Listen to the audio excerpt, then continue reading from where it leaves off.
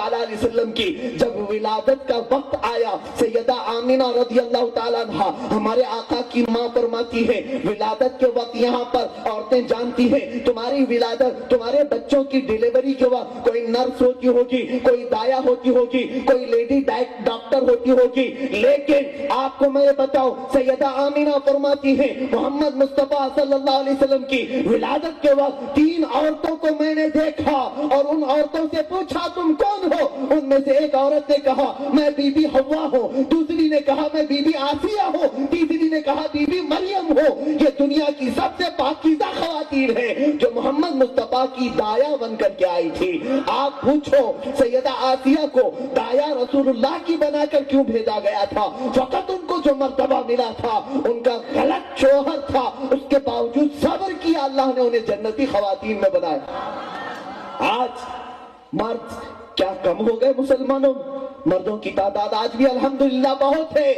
عورتوں سے گزارش ہے تمہیں یہ جو چہرے باہر نظر آتے ہیں کبھی ہوتا ہوگا عورتوں کی فطرت میں بتاؤں، مردوں کی آنکھیں اگر تمہیں تیز نگاہوں سے گاڑنے لگ جائیں تم یہ مت سمجھو کہ یہ تمہیں دل سے چاہنے والا، بلکہ حدیث پاک کی روشنی میں تمہیں بتاؤں ایک مرد اجنبی عورت پر نظر ڈالتا ہے تو وہ مرد کی جو نگاہیں اگر عورت کو پسند آ گئی سمجھ لو وہ تمہارا مسلمان بھائی نہیں بلکہ اس کی شکل میں شیطان کھڑا ہوتا ہے اور وہ تم پر نظریں ڈالتا ہے تاکہ تم شیطان کے فریب میں پھنس جاؤ۔ پتہ نہیں کتنی خواتین کتنی بچیاں ایسی چلی گئی، لیکن آج کے بعد سے عہد کر لو مصطفیٰ کریم صلی اللہ علیہ وسلم کی میلاد میں آئی ہو، رسول کریم صلی اللہ علیہ وسلم پر جان نثاری پیش کرنے والی خواتین کا کردار میں نے تمہیں سنایا۔ ارے اس فاطمہ زہرا کا دوپٹہ پھٹا تو ہوتا تھا لیکن دھبے والا نہیں ہوتا تھا، ان کے چادر میں پیوند تو ہوتے تھے لیکن گناہوں کے دھبے نہیں ہوتے تھے۔ آج تمہارے کپڑے سفید ہوں گے، بہت زیادہ پریس کیے ہوں گے، لیکن غیروں کی طرف سے دیکھے ہوئے دھبے لگے ہوں گے۔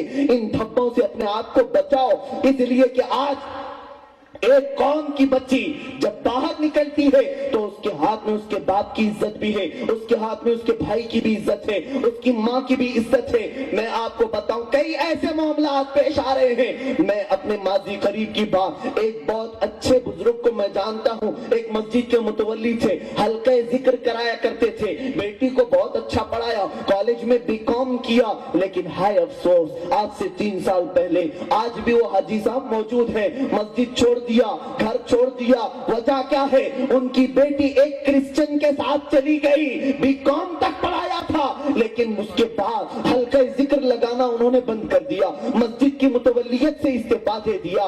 وجہ کیا ہے؟ ایک بیٹی گھر سے گئی تھی لیکن باپ کو ہمیشہ کے لیے ذلیل کر دیا، 4 لوگوں میں سر اٹھانے کے قابل نہ چھوڑا۔ ماں تو اسی عالم میں شاید مر ہی گئی، بھائیوں کی نوکری خطرے میں آ گئی۔ ایک بچی اگر بگڑ جائے پورا خاندان چلا جاتا ہے۔ اس لیے رسول کریم صلی اللہ علیہ وسلم نے بہت تم پر احسانات فرمائے ہیں، تم بہت زیادہ آزادی کا خیال مت کرو، اور خاص طور پر مردوں کے لیے بھی میرے آقا نے فرمایا تم غلط نگاہیں ان پر نہ ڈالو۔ معراج کے وقت میرے آقا فرماتے ہیں میں نے دیکھا ایک جگہ سے گزرتے ہوئے کچھ مردوں پر فرشتے آگ کی سلائیاں لے کر کے ان کی آنکھ کے ڈھیلوں کو پھوڑ رہے تھے، ان کی آنکھ کے اندر آگ کی سلاخیں ڈالتے ہی ان کی آنکھ کا جو پتلا ڈھیلا ہوتا ہے اچھل کر کے باہر آ جایا کرتا تھا۔ فرشتوں سے پوچھا گیا یہ کس وجہ سے عذاب ہے؟ جبرائیل امین نے ارشاد فرمایا اے حبیب کائنات یہ ان مردوں کو عذاب دیا جا رہا ہے جو مسلمان عورتوں پر بد نگاہی کیا کرتے تھے، بری نظر ڈالتے تھے، عورتوں پر ادھر ادھر جھانکا تانی کیا کرتے تھے، ان پر عذاب۔ آج لوگ سمجھتے ہیں دیکھنے سے کیا ہو جاتا ہے، یہ دیکھنا زنا کی ابتدا ہے۔ اور سیدنا عثمان ابن عفان رضی اللہ تعالیٰ مسجد میں خطبہ دے رہے تھے، خطبہ دیتے دیتے ایک شخص آیا بیٹھا، حضرت عثمان نے خطبے کا ٹاپک چینج کیا اور کہا کیا ہو گیا ہے آج لوگ زنا کر کے مسجد میں آ جاتے ہیں، زنا کر کے مسجد میں آ رہے۔ وہی شخص کھڑا ہو گیا، عثمان ابن عفان سے پوچھنے لگا اے عثمان کیا آپ رسول اللہ کی طرح علم غیب جاننے والے ہوں گے؟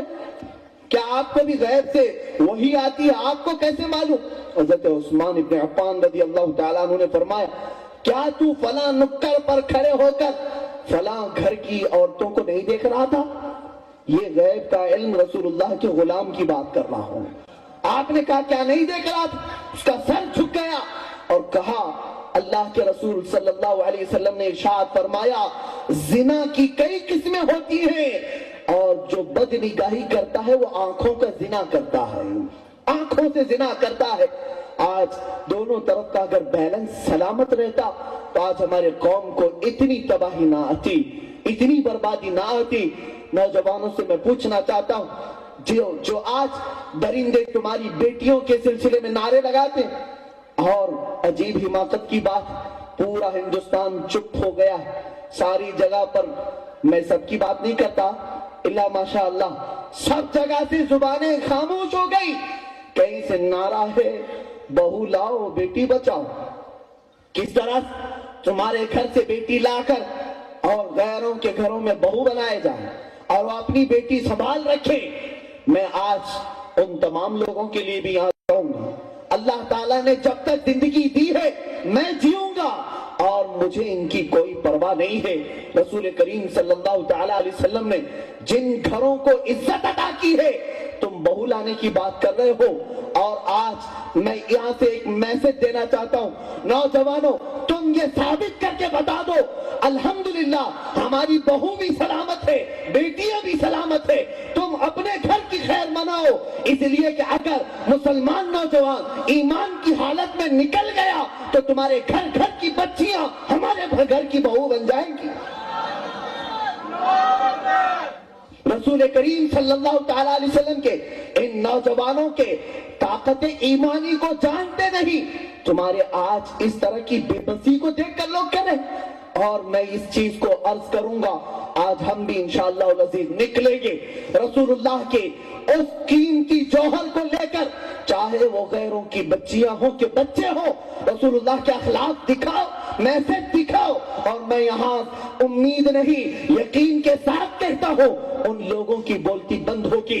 یقیناً چند دنوں کے بعد ہمارے دامن میں بہت ساری بچیاں ایسی ہوں گی جو رسول اللہ کے ترانے پر رہی ہوں گی. ہمارے گھروں میں بھی وہ بیٹیاں آ جائیں گی جو رسول کریم صلی اللہ علیہ وسلم کی شہزادی مخدومہ کائنات فاطمہ زہرا کی کنیزاؤں میں شامل ہو جائے گی.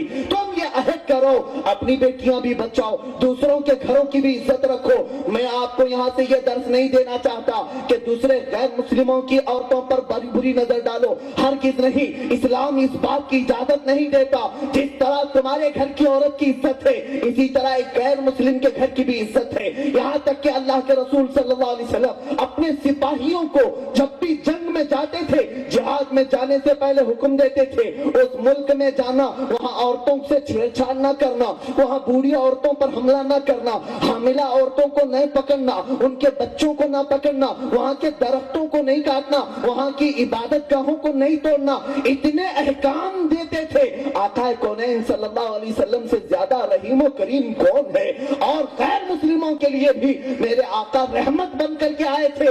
یقیناً میرے آقا صلی اللہ تعالیٰ علیہ وسلم اگر اپنے نوجوان صحابہ کو اجازت دے دیتے ہر گھر سے اٹھا لاؤ، ہر گھر کی بچیاں لے آؤ، تو میں سمجھتا ہوں دنیا میں آج کسی گھر میں خاتون اگر ہوتی تو مسلمان خاتون ہوتی. لیکن مصطفیٰ کریم نے اس طرح کی اجازت نہیں دی ہے. بس میں تمہیں میسج دینا چاہوں گا آج اپنی بچیوں کے لیے، اپنی بیٹیوں کے لیے جس طرح اسکول ضروری ہے، کالج ضروری ہے، اسی طرح دینی علوم بھی ضروری ہے، قرآن بھی ضروری ہے، حدیث پاک بھی ضروری ہے، اور رسول کریم کی وہ جانثار خواتین کے واقعات بھی ان کے لیے ضروری